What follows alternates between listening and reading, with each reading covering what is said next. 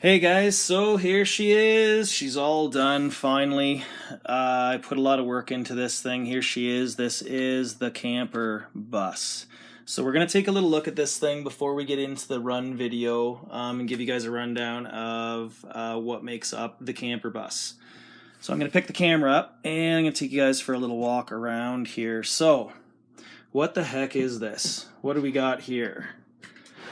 So if you guys have checked out the videos that I put up before earlier, there's a part 1 and a part 2 of the making of this badass beast.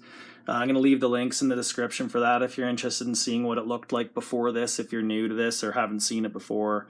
So here we go. I'm going to start front end to the back. So what do we have? WPL front grille and headlights kind of mashed into this bus body. We're running just regular linkage here and just a regular analog servo, no digital one this time, nothing fancy. Everything is plastic still. I didn't go with anything crazy, no metal diffs, no, only thing that I did was these drive shafts, but I'll get into that in a second, and it does have the 2-speed motor and tranny. So we got a WPL snorkel on there. Some lights and functioning lights here, and I'll show you how I turn those on in just a second. The roof rack is, believe it or not, a soap dish from the dollar store. I just cut the rest of the crap off of it and it totally worked. So that's that. Didn't cost me hardly anything. The luggage was all just stuff you can order off of eBay from different places. If you look up scale crawlers, you'll be able to find that stuff in there. So let's see here. Let's turn this around to the back. It's got a really nice rusted patina look. I've been slacking a little bit. I know I said I was going to put a video up on how to do patina, and I am going to do that. This one, I did use a little bit of a different technique here, one that I haven't tried before. It was more of a blotting technique to get rust spots. So it would actually just kind of look like rust spots as opposed to like whole rusted areas. And I think it worked out great.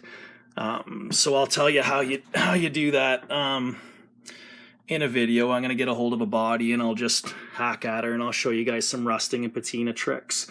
So there's the spring, helper springs in the back, kind of like a coilover setup. It seems to work really well. This thing is really heavy. Like it's a lot heavier than I thought it was gonna turn out. It weighs the same as a Chihuahua, I have no doubt. This box in the back here, moving along, I'll show you. So I've got this shovel, and what I use this for is this turns on the lights. There we go. So let's see here. Let me turn her around for you guys so you can see. So she's got headlights and a full set of 4 lights up there. Now, this is from the dollar store. This is just like, I don't know, I just saw these lights on a string and I thought that is wicked. I'm going to take each one of them LEDs out and I'm going to pop them in here. And I like the yellow look because it gives it that kind of, it's not too blue. It makes it look more like it kind of is supposed to, I guess, for the age that this thing would be. And then another little cool feature that I decided to leave with the bus. It's got a little button under here. So when you hit the button, it makes the lights operate. So I left that operational. I thought that was kind of cool. And there was nothing to leave it all hooked up in there. So up inside of this right here is where I put the ESC. I wanted the ESC up, out of the way, out of the reach of water and all that kind of crap. So what's neat about that is it's actually sealed up inside of this thing. And then I just really gnarly kind of, but I don't really care. It worked. I put a hole and then I ran all the wires down and I wasn't able to fit this anywhere, but it's still a good ways. Like if you look, I'm not going to be running up to water this deep. So we're pretty safe with that as well. So the only thing that's really going to touch water is the servo and the motor and diffs and all that crap, but who cares? The battery is mounted in here. I've mounted it fixed. I don't care. It's the battery's going to stay in here all the time. Here's how you charge it, and I can just tuck that back up inside. Now you got to be careful because it's a metal frame and there is connectors there, so it would be smart to turn this thing around or just really pay attention to where you leave it, just because you don't want it to arc out on something.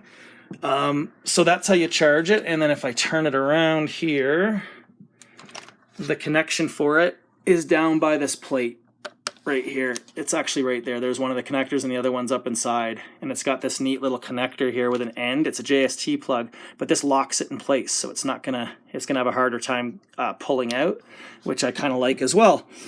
Wood floor, you can check out my previous 2 videos where I was kind of fitting this in. It all fit in really well. I think it looks awesome. It's just popsicle sticks all glued together. It's got an interior light as well. It looks really cool. You know what I'm going to do actually? Hold on. I'm going to shut the lights off for just a second. It's going to be dark, but I just want to show you guys. Whoop. So there you go. It's got an interior light. Makes it look really cool. And then it's got the lights here and the lights there. Looks pretty badass. Okay, so what else can I say about this thing? So 2-speed motor and tranny, of course. Got the 370 motor, and I'm running this on 2S. And I was gonna run it on, here, I'm gonna put the camera back because it's a lot easier to have the camera on a tripod while I talk. There we go. So I was gonna run this Quick Run 1060 in here, but it wasn't gonna fit in the roof, and I wasn't about to give up that idea of keeping the ESC all safe and sound up in the roof. So I ditched the idea of that in favor of just running the little there's the lights again, running the little 30 amp. It's like a tiny little guy. A lot of guys are using for WPL. You'd be familiar with them. Just a little square little nubbin. It fit right up in there perfectly. So that's really all I got to say, I think, for now about this. The wheels, of course, everybody's seen these guys. They're those upgraded style. They use them on the Faye as well. I guess just stay tuned for some more videos on this thing. I'm going to get it out in some more severe territory. This is just the run videos playing around in the woods. I hope you guys enjoy it. So, take care. Alright, so here she is making her way up the trail. So like I just said in the previous part of this video, the point of this thing was to add some weight to this C24, C14 chassis. As she's coming up the hill here, you can see that it's got a bit of rock and roll to the body. I like that. It adds a scale look to it. It makes the bus look exactly as it would if you were to take a bus like this and throw some big monster meat tires and give it a bit of a lift kit.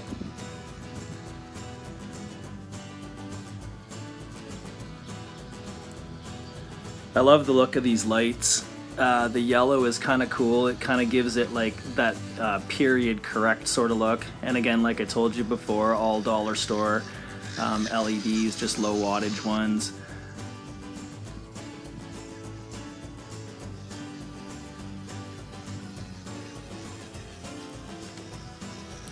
So the purpose in mind was like a forest crawler camper style vehicle.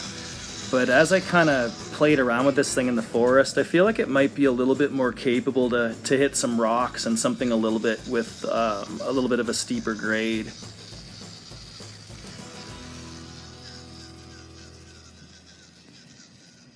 So now that I got this thing sorted out, and I feel pretty confident that it's going to be able to make the grade for me, if you will.